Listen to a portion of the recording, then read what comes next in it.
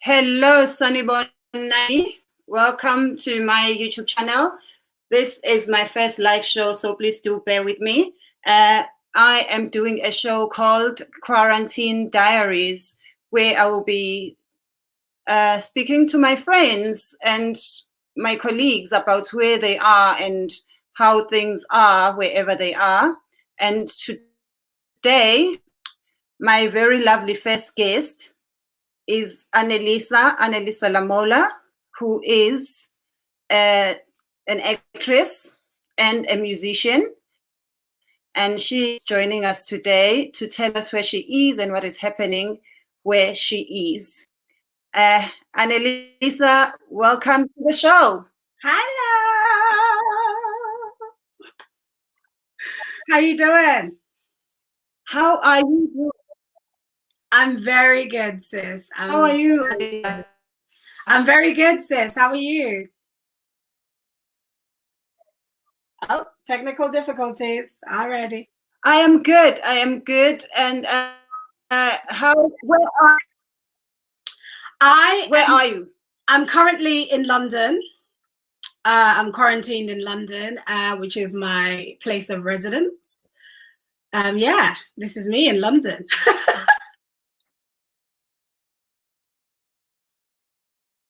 I am on day 48.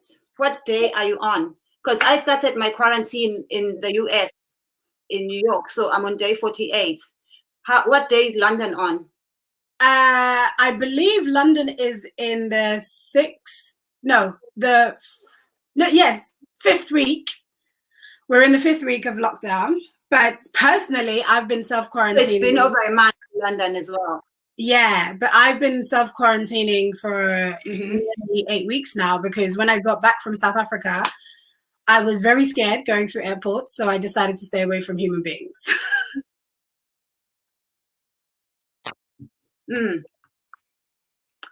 That is very nice.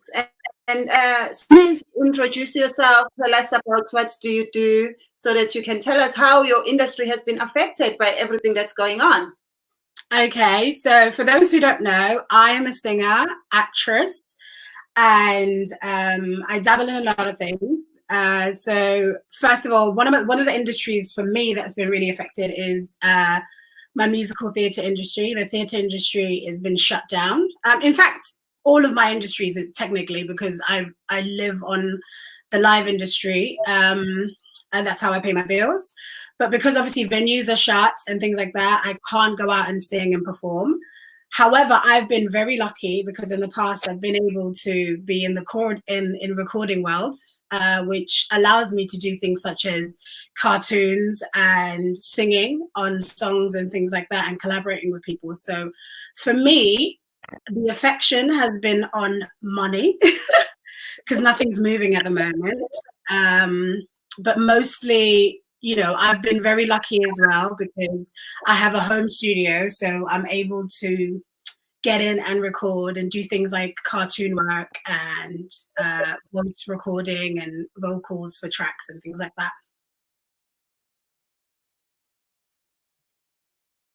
Oh, that is great. So how do you think your industry is going to change? Because I know we're going to get a normal, but the new normal is going to be different from our. Absolutely. I genuinely think that the live industry is not going to be the same anymore, because I think with us staying at home, it was a lot of anxiety at the beginning, but I think people are getting used to being at home and used to not being in big crowds. And I think almost everybody is going to kind of build up this agoraphobic fear. Agoraphobia is going to be very, very ripe. So I genuinely think like people are going to be scared at the beginning to go out to shows and things like that. So I think online industry is going to take over more and more. And you can see with a lot of shows that consists of needing an audience. For example, some shows that like you have on TV, like Jimmy Kimmel and the Trevor Noah shows, they have to be doing it at home. So I feel like that's going to change how that sort of industry works.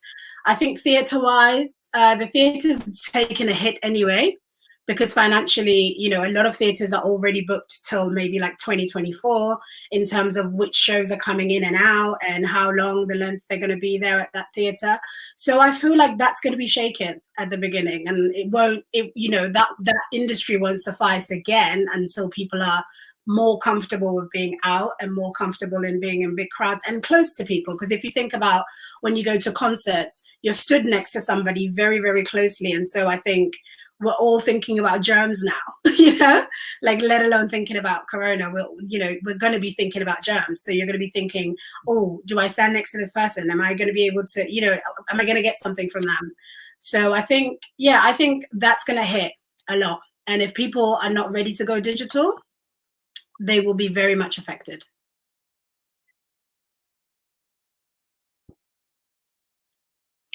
What about education? Because in South Africa, they are proposing that school children must go back on next week. Yeah, Then teachers are supposed to be going back on the 4th, and then what do you think? I think, first of all, that's not a great idea. Second of all, everybody knows kids carry germs more than anybody on this planet because they touch everything, they play with everything, they're not aware of themselves in terms of personal space. So I genuinely think it's a big risk because it's opening up these kids to travel, one, and we all know we don't have, you know, in South Africa, the mode of transport is in many ways always overcrowded, whether you're on the bus, on the minibus, or Umalume coming to pick you up. And we know Umalume likes to overload people, so people are going to be very close. So social distancing is not going to be a thing because most parents are not going to be able to drive their kids into school. So it's not like you can keep your kids safe in that sense. So I feel like it's almost like sending your kids out to go and collect it before we've controlled the problem. You know what I mean? With me, I think that if they are to open schools, they should open Parliament first. They should be the first ones to go to work. Right? They should be in the front lines. And then, leaders. Be our leaders. Right. And also, I'd rather my child misses a year of school than loses their lives. It's simple as that. And I don't think so. Because kids are going to bring back their friends' masks. They're going to swap. You know, they swap sandwiches. Like, they're going to swap. I think it's a recipe for disaster. It is. What is England doing about schools? What's happening in England? I know you don't have a child, so you probably do not even know what's happening with schools. Oh, actually, I'll have you know, I do know, because guess what? Amongst all of the jobs that I hustle with, I actually do part-time teaching sometimes. And that's based on a musical. Oh, yeah. It's based on a musical background. So I do vocal lessons. I do I teach singing and stuff, and I also I sometimes at school to like give alternative teaching through arts. So I do know very much what's going on. So the government over here has decided to defer the year. So they are still pending to question whether or not they reopen in September. And if we've got any viewers in South Africa, most of the schools in South Africa start in January, but the schools here start in September. So when Corona and, you know, the whole lockdown situation hit, we were going into Easter holidays, which is basically just before the second to last term. Because a lot of our schools go on holidays in the summer, which is around June, July. So it's a myth for kids here. They are not going back to school definitely until September. I mean, obviously, pending how the situation you know, continues to unfold.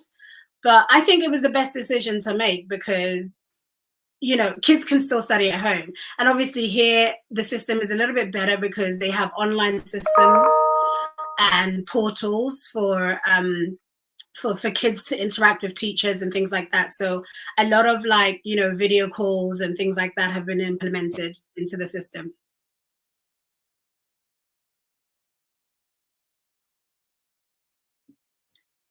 Good idea. I'd rather children missed a year.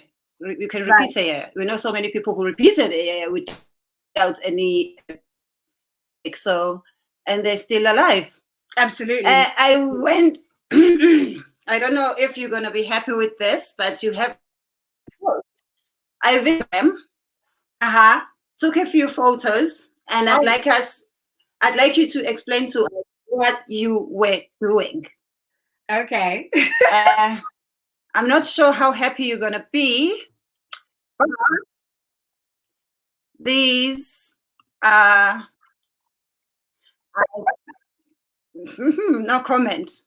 Oh, no comment. Beautiful. Yeah. I believe this was Color Purple.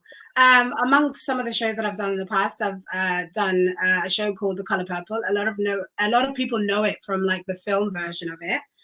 But this one is Color Purple, the musical, and the particular outfit that we're all wearing is for a scene where Celi's younger sister, Nettie, on her travels to Africa, we represent the African travel community that she sees, and she describes them as royal, and they are just beautiful in blue, and they embrace color in how they dressed. And so that was the outfit for us for that scene, and it's for about 3 songs. We're on stage for that.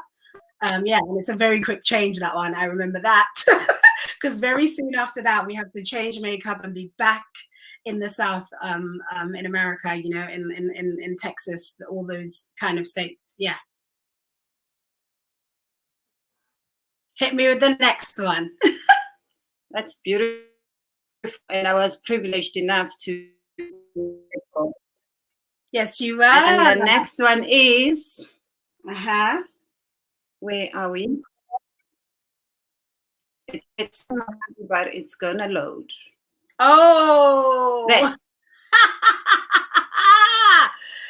Oh my goodness. That picture, what was that? That was 2016. Okay, yes. That picture was an article that was written about me online, and that was to do with me being on the X Factor. And prior to that, there was a confusion a little bit about my surname. I mean, you can't quite see it, but basically they mispronounce my name to, like, instead of saying Anelisa Lamola, they say Anelisa Lamola. So that became a little running joke to my friends. So I posted that because I was just like, you know, you're famous when people are mispronouncing your name. So that was a good little moment. How was your experience with the X Factor? You know, I was lucky enough to have 2 experiences with X Factor. The first one, I was 17 and very young. My mum, bless my mum came with me to the auditions and everything. It was the day after prom when I auditioned. So I still had my hair laid. It was nice. Yeah, so that first experience, I wasn't scared, but I got scared when I got there. I think it was because I knew I wanted to sing, but I didn't know what I wanted to do with my career at the time. So it was very challenging and hard, and like, oh my gosh, this is a lot. Like, the competition gets stiff. You meet other people that are really talented, and then bam, you know, you're out, process of elimination. And I remember being devastated because I think for the first time I realized that that's really, truly something that I really want to do. And then years went past. I worked on my craft. I went to drama school, you know, gigged, started a band. And then when the opportunity presented itself years later, which I had to think about for quite some time, because I didn't really quite want to go back to that show, because not that it's a bad show, but it's a very difficult type of show. And the exposure that you get from it is quite enormous. And if you're not mentally ready, I don't think you should do it. You know, because it's a lot to go from you not being known to being known. It's a lot to deal with. So if you have any personal, like, you know, insecurity issues, I think by all means tackle it, but at the same time, make sure that your mental health is in a great space. So yeah, when the opportunity presented itself, I went back and I had the best time, because at that point, I wasn't really concerned about winning. I was more concerned about exposure. I was concerned about having fun and challenging myself. And I had a really good reception from the judges, and I got quite, you know, pretty far in the line of competition, which is incredible. And the next Oh, that's my travels. So I believe that was 2000 and beginning of 2016. In fact, I went through like a lot of times in my life where I was just kind of like insecure and crazy and not knowing what to do with my life and things like that. So I decided at the beginning of that summer that I really, really wanted to live life and go through things. And obviously I ended up doing X Factor that year. And so when I got eliminated from the process, one of the things that I did was I booked myself a trip to Italy. And I went to Venice, which is basically the most beautiful place you could ever see. And while I was in Venice, I took a trip to Burano, which is basically the island where they make glass, like the famous stained glass. And yeah, so that's me walking through the canals of Burano, which is very, very beautiful. And yeah, it's a beautiful, beautiful island. It's next to Murano as well. And yeah, that's me doing my little travels in Italy. Beautiful. And this one is my favorite because... Right. Ah! Why is it your favorite? Because I'm in it. I knew you'd say that. Well, this one, as you can see, I'm already acquainted with Thenjiwe in the middle, and the other lady on to I don't know who's left is where, because it's very different when you look on the screen. But the lady that's not me, her name is Njambi, and she's a fellow comedian friend of Thenjiwe's who I met. And this happened maybe the summer after we've met. It might be the summer after we met.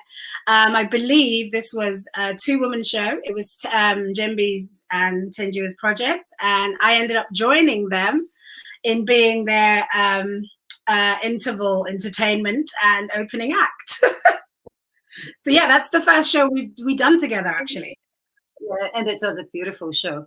Very I think if we have time before the end of the show, I'd like you to tell our viewers how we met, because I think it's a very interesting story. Absolutely, we have to talk about that. Absolutely. Oh, you're gonna make me cry. I miss them. So that's a picture of me, my mom, and my eldest cousin sister. My eldest cousin sister is the lady that's wearing the black and white dress, and my mother happens to be the one sitting in the middle, and me on the other side. Yeah, and that was earlier this year, and that picture was taken on the 1st of February, because me and my mom celebrated 100 years of life. So I turned 30 and my mom turned 70. So we decided to have a joint birthday. And because my birthday is on the 16th of January and my mom's birthday is on the 26th, we decided to defer it to the 1st. And obviously, because I don't live in South Africa, we always have to plan dates that work around mostly my work schedule, because my mom is kind of like, meh, come when you want. But, you know, for me, it's mostly around my schedule. And around February, I'm always a little bit quiet with work. So I always go home around that time. So yeah, that was my mom and I's birthday party, which was incredible. And you came to that as well. That was really cool. You spoke as well. You said some nice things about me. You still owe me for saying nice things about you. Send me an invoice. I should have checked. Oh, that's so cool. This one. Okay, so this picture is a picture of me in the middle, and that is the rest of the cast for Aladdin in Panto. And that's a show that I finished doing actually in January. And that was over the period of from about November until January, we did the show. And I had the pleasure of playing Genie in Aladdin. Lovely. Okay. That's a very recent picture of me, and that is a picture of me in the studio. That was just before we were on lockdown, and that was probably that was the last job. That was the last job I did before we fully quarantined. Mm-hmm. So you did it from home, or were you in studio? No, I was actually in a studio, but the luxury of this studio is that you can get a portal of keys. So you know, like how you can go to Airbnbs and you can let yourself in, and they put it in like one of those lock keys. It was one of those jobbies. That was one of those jobbies. And as I do, I always film my my studio sessions. So I always have a camera set up somewhere in the room while I record. Beautiful. And we've got this one. Oh gosh, that's on the Gulf of Mexico. Honey, I have traveled. Where was I? Actually, was I in Florida? I think I was in Naples, Florida. Again, part of same story as Italy. 2016 for me was the year of travel, the year of self-discovery and doing things on my own. And I happened to have had a music venture to go into Florida for that. So I went on the trip on my own. I met some producers. I was there for 2 weeks. I met up with some other musicians that I've known online, and we did jam sessions. We worked together. And on the second to last night, the crew took me out on a cruise that is on the Gulf of Mexico, which is basically the seas that part Mexico and Florida. So I was within, a good 20 minutes of getting into Mexico. So hopefully I'll be able to go back to Mexico one day.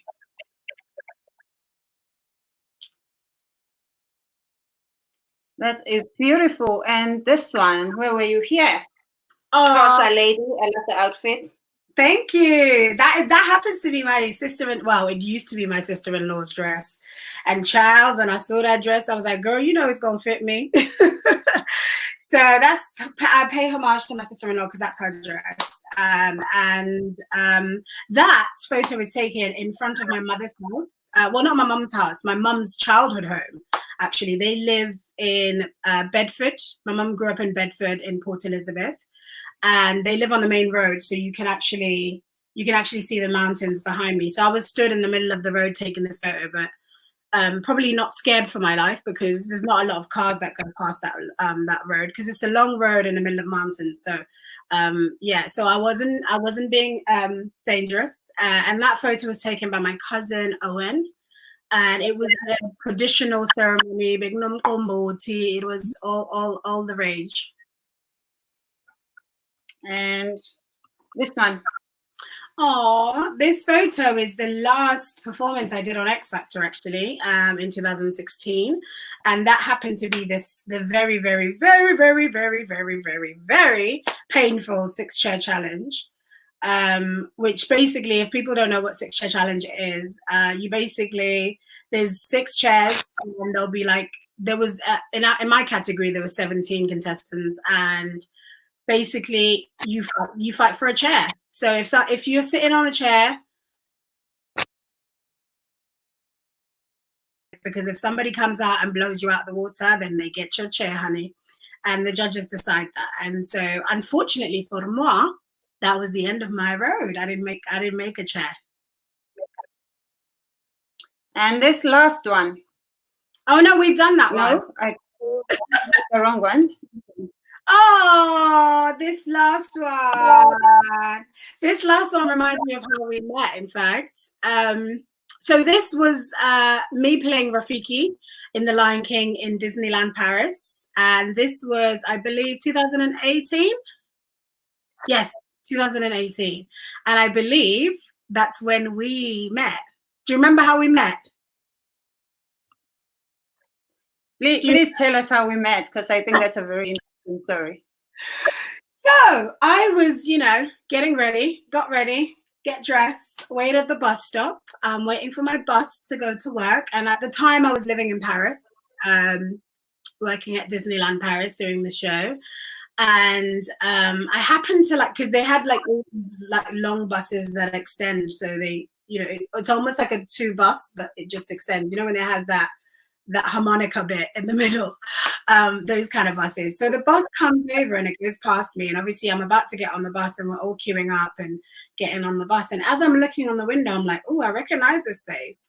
So I'm not too sure who it was. And then I was like, okay, you know what, let me keep my cool. Anyway, I was walking past, and then I stood very closely to where you were sat. And I think at the time you were sitting with your manager, Zamar. And and then you had your son, Nzamo's son, right in front of you. And I remember hearing you guys speak Zulu, and I was like, yes, these are like, I was like, I don't care if I don't know her, these are my people. I was like, I've found my people in Paris. This is great. I'm gonna say hi. So I went over and I said hi, and I said to you, hey, I really like your shows, because I think a couple of weeks before, a friend of mine had shown me some of your videos, and I think it was the, in particular, it was the Beyonce one, which made me die, because you calling Beyonce home and be like, Beyonce, that was just comedy gold. Yeah, I remember coming over to you and saying, hey, I've seen all your videos, I know who you are. And then you were like, huh? And then you started screaming, and then I was like, whoa, whoa, whoa, Nyani Zugutin Kulumisi Zulu. And then you screamed so loud. I was like, it was like one of those scenes where your auntie comes to school and they're super proud of you, and and they're going crazy. And then we started talking, and then you then asked me a question, and then you said, oh, what are you doing? And then I couldn't tell you at the time, because obviously working at Disney, you have to keep the magic. So you can't disclose publicly, especially when there's kids on the bus, to say what you're doing, because it keeps the magic for them. For them not knowing the characters and things like that, or that the characters are not real. Basically, it's a little bit like Santa Claus. Sorry for the kids who's watching. I just ruined Christmas. Oh no. But yeah, I remember you saying to me, "Are you okay?" And because I was like, "I can't tell you what I do," and she was like, "Are you okay? We can save you if you need me to." And I was like, "No, huh? Why can't you tell me what you do? I thought you had been human trafficked. I thought you were a prostitute. I was ready to take you back home." Sorry for you. Well, fortunately for me, that wasn't the case, and unfortunately there are cases like that in the world, and I'm glad. You know what? Thinking about it, even though it was funny at the time, it's actually beautiful that your concern was there. You know what I mean? Because I think oftentimes we don't pick up the signs for people. So I'm glad that you did that. You have to be concerned, because it happened. Absolutely.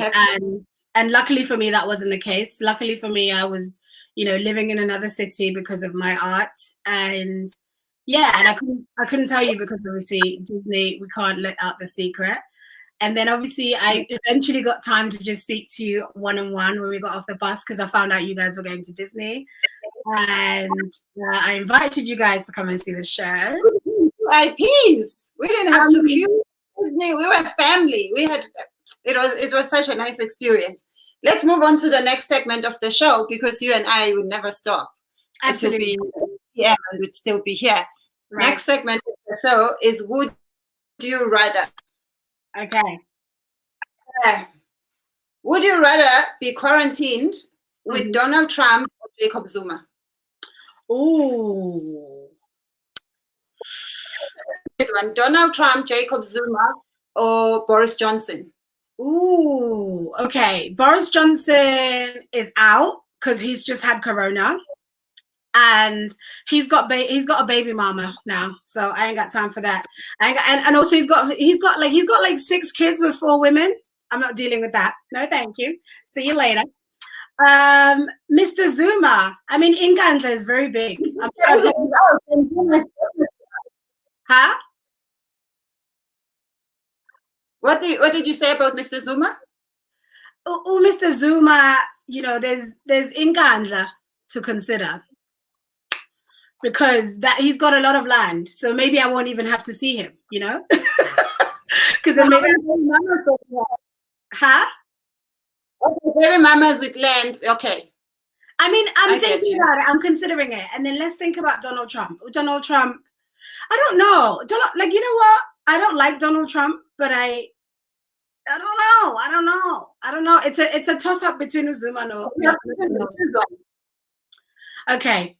I think if I really had to go with someone, where I didn't have to hate myself, it would probably be Uzuma, because at the very least, Uzuma, I know he's a very sometimes not intelligent man, but he has some sort of intelligence. Do you know what I mean? So I And I also think he has those, like that father thing, So maybe I'd hang out with him.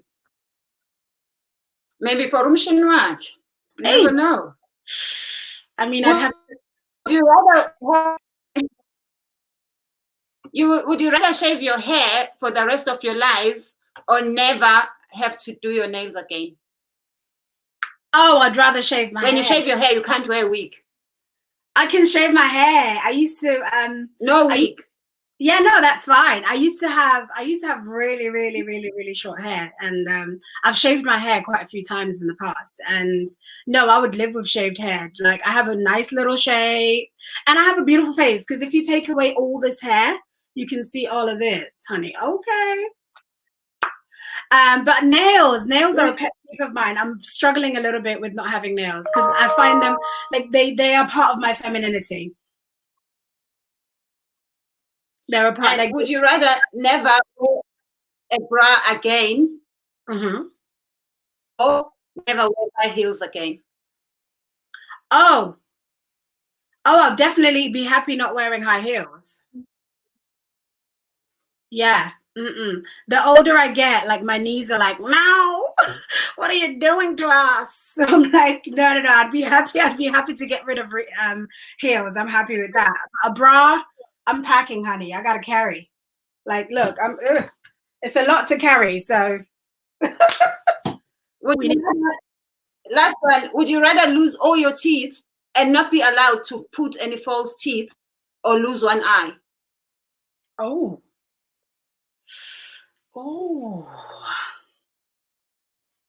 Ish, that cape look, ne? Yeah, I think one eye, because I can't. No. And wear expensive glasses all the time. Yeah, no, I prefer. Yeah, I'd rather, because I will get a nice little patch, put some diamantes on it, honey. It would be a patch that would match your mask. Of course, like, stick a mask on, honey. Winning. Thank you so much for joining us, Anelisa. What's the one thing you miss about South Africa?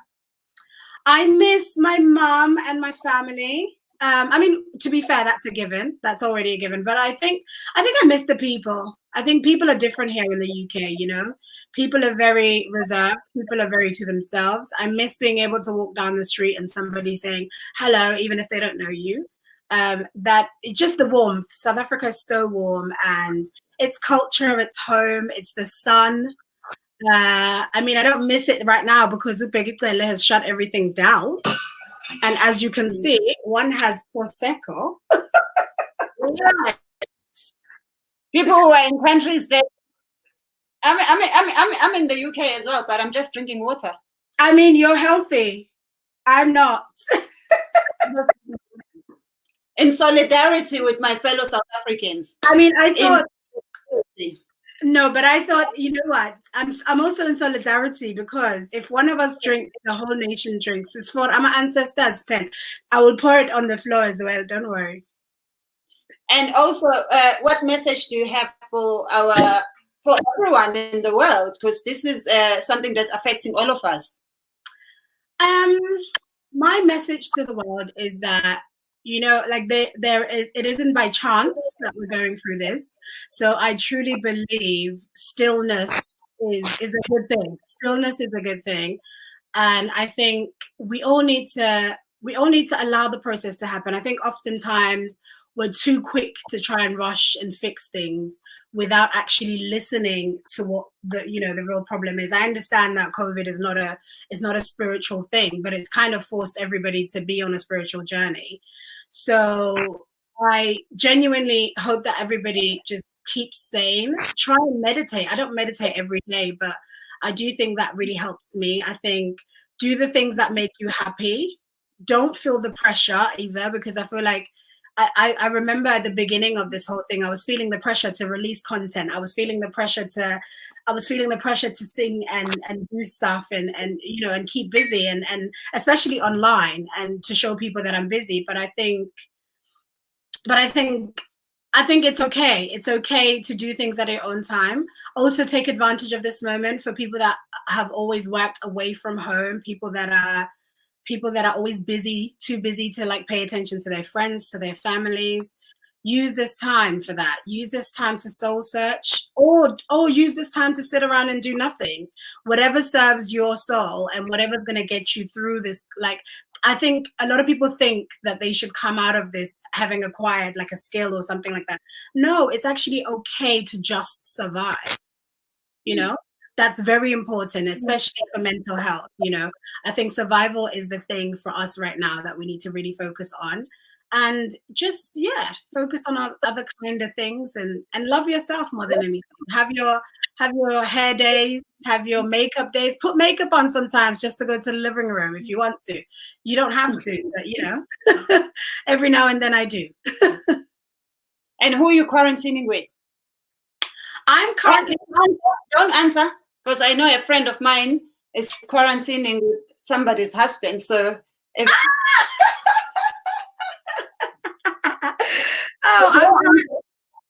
I do not want to drama. I'm not that friend, but you can share if you want. You can share if you want. Who are you quarantining with? I'm quarantining with somebody, but I don't want to share. My mom knows who I'm quarantining with. That's all that matters. And where can people find you? You can find me on my YouTube, and it's Anelisa Lamola. You can also find me on any of my social media, and it's Anelisa Von Tees. If you would like the spelling, I happened to have the spelling right here. Why Anelisa Von Tees? Anelisa Von Tees was because I used to be very obsessed with the 1920s. I love how they dressed. I loved their style of sexuality and sensuality. It was very much like they weren't revealing too much, you know, like how when they had those burlesque ladies and things like that. So that's my favorite era. And there's a lady called Ditta Von Tees who I was really, really obsessed with when I was like in my teens. And yeah, so I clung on to it. She spells hers with a double E, but I spell mine with the right way of spelling T's. Okay, that's lovely. So that's my little, like, you know how Beyonce has Sasha Fierce? Like that's my Thank you so much, guys. Please do follow Anelisa and check out the beautiful stuff she's done. She is actually you are my favorite musician. You make me wish I could sing. You're my favorite comedian too. Yay! And I cannot wait to be over. We must go on tour together when this thing is over. Well, yes, absolutely. And we also have some projects to finish because, ladies and gentlemen, if you didn't know, this lady allowed me to do my first project as a director with her. So I'm really excited about that. Yeah. Unfortunately, COVID came and got us, but we're not going to stop. But I've had the pleasure. Absolutely, so much to do. And I'm really excited about that. I'm excited about life. I'm excited about what's to come. I'm doing a lot of things like in soul searching wise, because I feel like I just turned 30 and I was doing musical theatre and doing music. So I think it's time for me to really hone in on what I really want to do. So I'm doing a lot of listening to my soul at the moment. That's good. Thank you so much, Anelisa. Thank you for joining us. And I wish you all the best with your quarantining and with your new normal. Thank you. Cheers. Thank you. Bye. Love you, girl. Bye.